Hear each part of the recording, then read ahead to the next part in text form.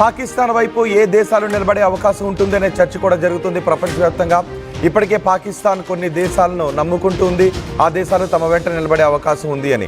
అయితే పాకిస్తాన్ను ఈ భారత్ పాకిస్తాన్ మధ్య యుద్ధం చోటు చేసుకుంటే పాకిస్తాన్ను ముస్లిం దేశాలు ఏకాకిని చేసే అవకాశం ఉంది అనే సంకేతాలే కనిపిస్తున్నాయి.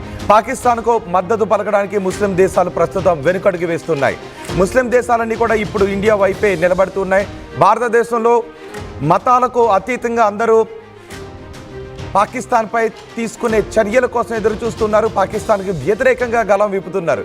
ఇప్పుడు ప్రపంచవ్యాప్తంగా కూడా మతాలకు అతీతంగా దేశాలు భారత్ వైపు నిలబడుతున్న పరిస్థితి కనిపిస్తోంది. ముస్లిం పాలిత దేశాలు కూడా ఇప్పుడు భారత్ వైపే నిలబడుతున్నాయి. ఇండియా వైపే ఇటు సౌదీ, ఖతార్, యుఏఈ కూడా భారతదేశం వైపే నిలబడుతున్నాయి. ఇండియాతో బలమైన వ్యాపార సంబంధాలు ఇందుకు కారణం. ఏకపక్షంగా పాకిస్తాన్కు సపోర్ట్ ఇవ్వడానికి సౌదీ అరేబియా కూడా నిరాకరిస్తోంది. ఇప్పటికే ఇండియాకు మద్దతు పలికాయి America, Israel, Britain, France, Japan. ఈ దేశాలని భారత్కు మద్దతు పలికాయి. ఇటు సౌదీ అరేబియా కూడా పాకిస్తాన్కు మద్దతు పలకటానికి అవకాశం లేదు. సౌదీ అరేబియా కూడా భారతదేశానికే మద్దతు పలుకుతూ ఉంది. సౌదీ అరేబియాతో పాటు ఖతార్, యుఏఈ కూడా భారతదేశానికి మద్దతు పలుకుతున్నాయి. ఇటు తుర్కియే, చైనా విషయంలో మాత్రమే మనం నమ్మటానికి అవకాశం లేదు. కానీ తుర్కియే కూడా ఇప్పటి వరకు పాకిస్తాన్కి మద్దతు పలుకుతున్నామని ఎటువంటి సంకేతాలను కూడా ఇవ్వలేదు. 4 రోజుల క్రితం తుర్కియే నుంచి ఒక విమానం పాకిస్తాన్కు వచ్చింది. అది సైన్యానికి సంబంధించిన విమానమే, యుద్ధ విమానమే. అందులో భారీగా ఆయుధాలను తీసుకొచ్చారు అనే చర్చ జరిగింది. కానీ మేము ఆయిల్ని నింపుకోవడానికి పాకిస్తాన్కు వచ్చామని తుర్కీ చెప్పింది. ఇప్పుడు తుర్కీ దేశానికి చెందిన యుద్ధ నౌక పాకిస్తాన్ సముద్ర జలాల్లోకి వచ్చింది, పాకిస్తాన్ పోర్ట్ దగ్గరికి వచ్చింది. అయితే ఇప్పుడు కూడా కేవలం ఇంధనాన్ని నింపుకోవటానికే వచ్చాము అని చెబుతుందా, లేదంటే ఏదైనా గస్తీకి సంబంధించి పాకిస్తాన్కి సపోర్ట్ చేయడానికి వచ్చాము అని చెబుతుందా? తుర్కీ ఎందుకు తమ యుద్ధ నౌక పాకిస్తాన్ జలాల్లోకి వచ్చింది అని చెబుతుందో వేచి చూడాలి. కానీ ఆ నౌక పాకిస్తాన్ తీరానికి రావడం గురించి ఇంతవరకు తుర్కీ ఎటువంటి మాటలు కూడా మాట్లాడలేదు. అది వచ్చింది కూడా యుద్ధ నౌకే. గస్తీ కాయడంలో ఆ యుద్ధ నౌక చాలా సమర్థవంతంగా పనిచేస్తుంది. పాకిస్తాన్కు చెందిన నౌకలకు జల మార్గాలను ఇప్పటికే భారత్ ఆంక్షలు విధించింది. అటు వాయు మార్గాల విషయంలో కూడా ఆంక్షలు విధించింది. ఇటు వ్యాపార లావాదేవీలకు సంబంధించి ఆంక్షలు విధించింది.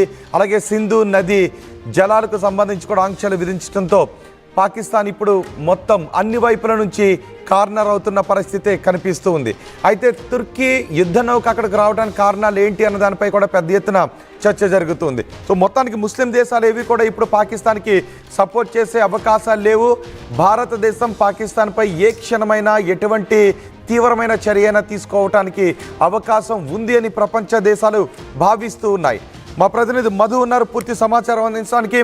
మధు, భారత్ పాకిస్తాన్ మధ్య యుద్ధ వాతావరణం అలాగే కొనసాగుతోంది. పాకిస్తాన్ ఇప్పటికీ అనుకుంటుంది భారత్ మాపై ఏ క్షణమైన దాడులు చేసే అవకాశం ఉంది.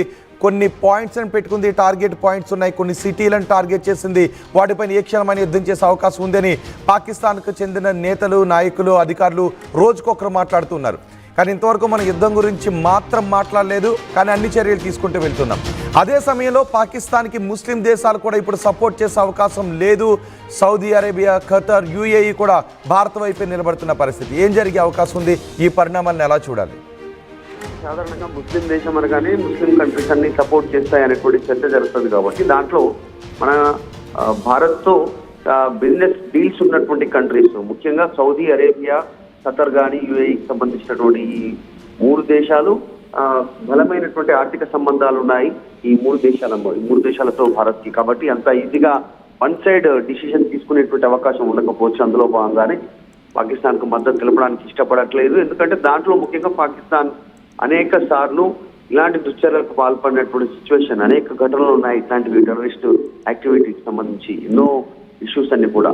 సో ప్రపంచ దేశాలన్నీ కూడా గమనిస్తున్నాయి పాకిస్తాన్ చేస్తున్నటువంటి ఇలాంటి కార్యక్రమాలు, ముఖ్యంగా ఉగ్రవాదులకు అండగా నిలుస్తున్నటువంటి కార్యక్రమాలు. కాబట్టి వాళ్ళు అంత త్వరగా ఏకపక్షంగా డిసిషన్ తీసుకోవడానికి సిద్ధంగా లేరు. అందులో భాగంగానే పాకిస్తాన్కి మద్దతు ఇవ్వడానికి కాస్త వెనకడుగు వేస్తా ఉన్నటువంటి సిచ్యువేషన్ ఉంది.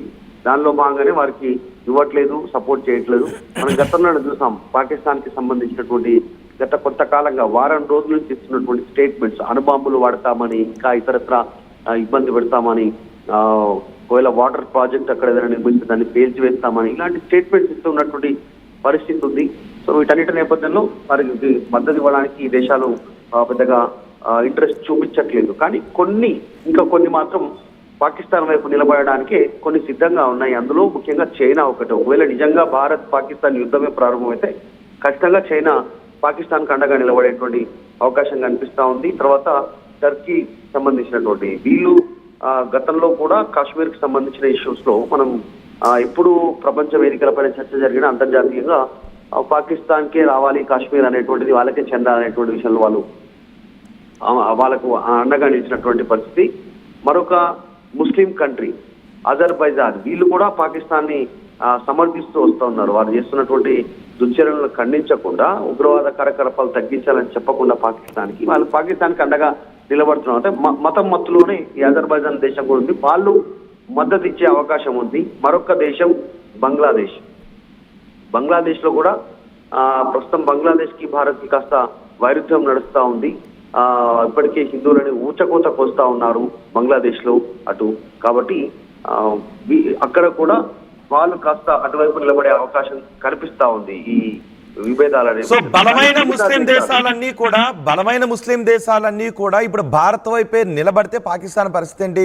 చిన్న చితగా పిచ్చుకు లాంటి దేశాలు మాత్రమే ఇప్పుడు పాకిస్తాన్ వైపు నిలబడే అవకాశం ఉంటుందని. కానీ ఒక చైనాను పక్కన పెడితే మిగిలిన దేశాలన్నీ కూడా చిన్న చితగా ముస్లిం పాలిత దేశాలు పాకిస్తాన్ వైపు నిలబడే అవకాశం కనిపిస్తోంది.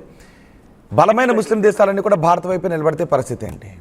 నిజంగా చిట్టెలక లాంటి దేశాలు ఇవన్నీ మనం మాట్లాడుకునే, చైనా మినహాయిస్తే టర్కీ కానీ, అజర్బైజాన్ కానీ, బంగ్లాదేశ్ కానీ పెద్దగా పాకిస్తాన్ కు వీటి వల్ల ఉపయోగం ఉండదు. వాళ్ళు పాకిస్తాన్ తో ఏదో భావసారూప్యతతో మతం మత్తులో మాత్రమే స్టేట్మెంట్ ఇస్తా ఉన్నారు. నిజంగా బలంగా ఆర్థికంగా అన్ని రకాలుగా ఉన్నటువంటి దేశాలు కనుక చూస్తే Saudi Arabia, United Arab Emirates కానీ ఈ దేశాలకు సంబంధించినవి కూడా మన దేశంతో సఖ్యతతో ఉన్నాయి, బిజినెస్ డీల్స్ కలిగి ఉన్నాయి, అనేక డీల్స్ దిగుమతులకు సంబంధించి. కాబట్టి వాళ్ళు త్వరగా నిర్ణయం తీసుకోకపోవచ్చు, తటస్థంగా ఉండే అవకాశం ఉంది. మనకు మద్దతని పాకిస్తాన్ కు మద్దతని ఇవ్వకపోవచ్చు, సైలెంట్ గా ఉండే అవకాశం ఉంది. అది ఖచ్చితంగా సైలెంట్ గా ఉన్నారంటే భారత్ కు మద్దతు తెలుపుతున్నట్టే. కాబట్టి పాకిస్తాన్ కి నిలబడడానికి సిద్ధంగా లేరు ముస్లిం దేశాలు అయినప్పటికీ కూడా, ఎందుకంటే వాళ్ళంతా అభివృద్ధి కోరుకుంటున్నటువంటి పరిస్థితి.